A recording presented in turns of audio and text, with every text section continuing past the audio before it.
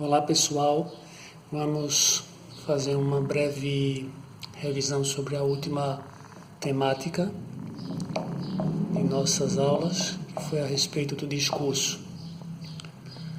Então, quando nós falamos de discurso, nós devemos ter em mente a seguinte questão: a ideia.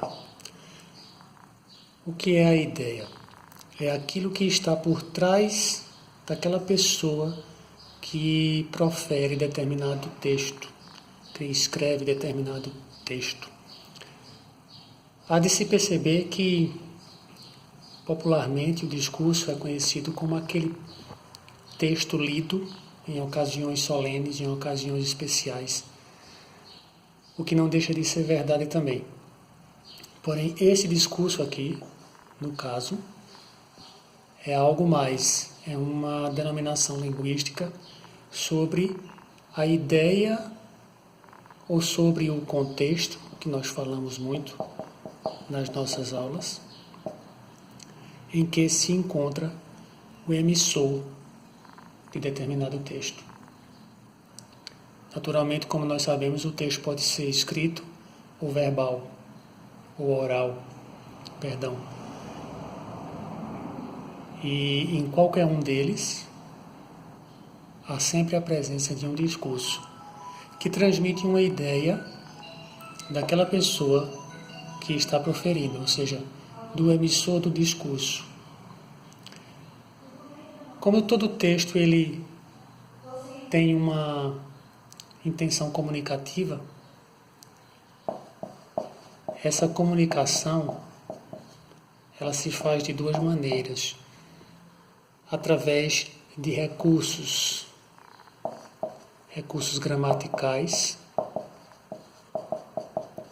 que vão deixar o seu texto coeso, que vão deixar o seu texto compreensível, ou seja, coerente,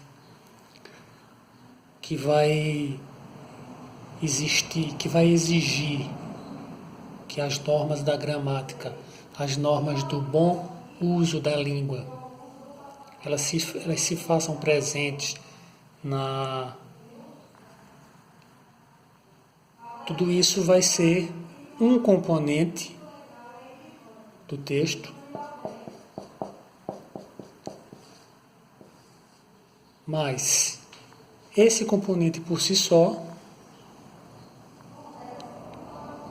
ele existe por trás dele um contexto no qual ele vai ser realizado. Esse texto vai ser realizado dentro de um contexto. E nesse contexto,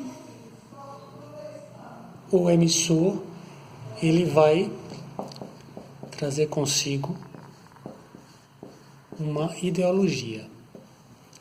Ele vai querer transmitir algo que não está diretamente presente no texto, enquanto regras gramaticais, enquanto aplicação das normas da gramática.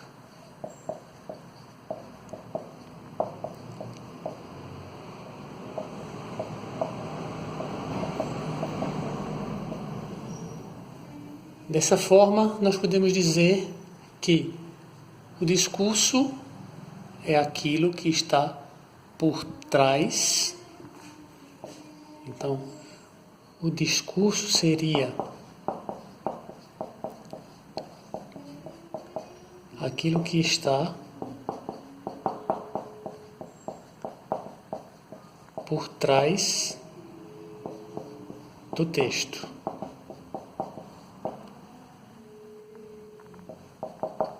Seria o que o autor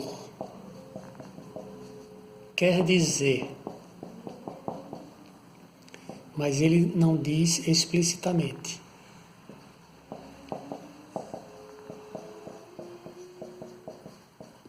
Ele diz implicitamente, ou seja, ele não deixa explicitamente, ele não deixa explícito, ou seja, ele não deixa aberto, ele não deixa escancarado aquilo que ele quer dizer, mas ele diz de uma outra maneira.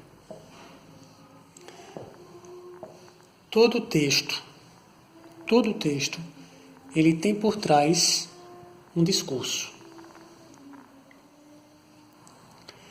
É o que nós chamamos a atenção quando nós vamos fazer uma interpretação textual.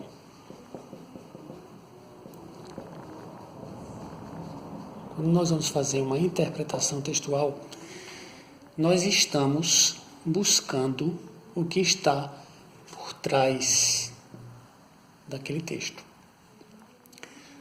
E aí é onde entra a nossa capacidade de letramento, que é aquela capacidade de ir além do que está explícito no texto. Porque quando nós vemos um texto, ou quando nós lemos um texto,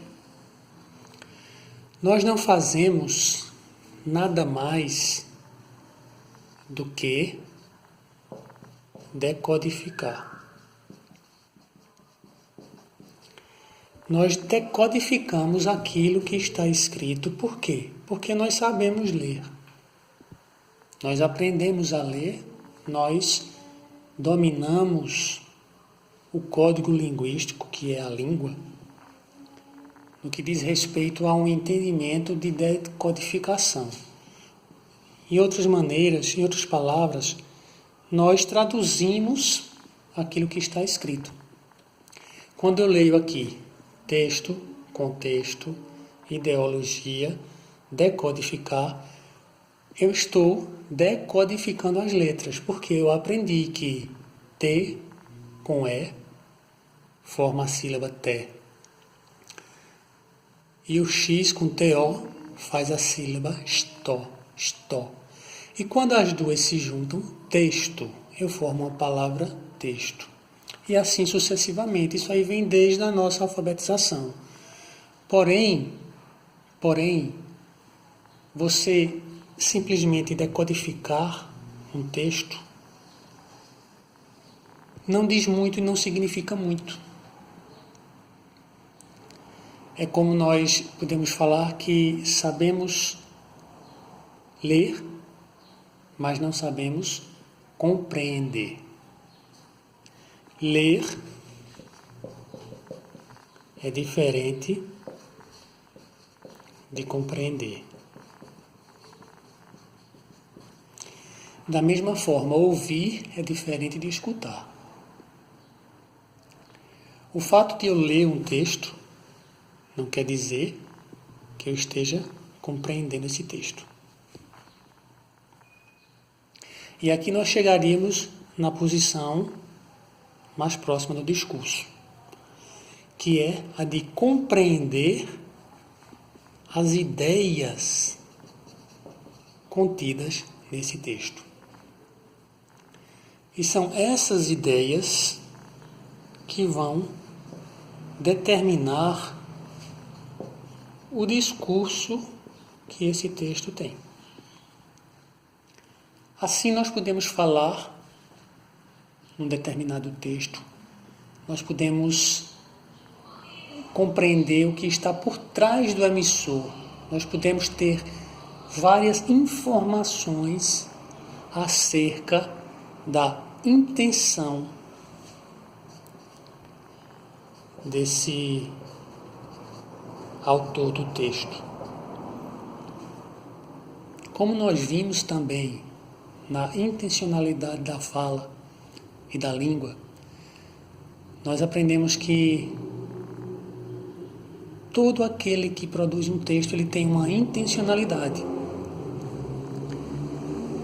Isso aí ficou claro também nas nossas funções da linguagem que nós vimos. Cada linguagem tem uma função, ou mais de uma naturalmente, dependendo daquele texto. Então a função referencial, uma função conotativa, uma função poética, uma função expressiva. Se eu quero vender um produto, eu vou ter uma função de mudar o comportamento daquela pessoa para que ela possa comprar aquele produto. A gente viu isso muito claramente nas nossas aulas. Se eu quero prestar atenção na maneira como essa mensagem é transmitida, então eu tenho uma função poética que vai ser como usar as palavras para produzir determinado efeito naquelas pessoas que vão ler. Tudo isso, essa intenção que esse autor tem, é que vai nos determinar qual é o seu discurso. Qual é o seu discurso? Então, pessoal, o discurso nada mais é do que a ideia presente no texto. Naturalmente, essa ideia ela não vai estar explícita. Onde é que tem aqui? Ela vai estar aqui, implicitamente. Implícita quer dizer que ela não está aberta, que ela não está totalmente mostrada. Ela está encobertada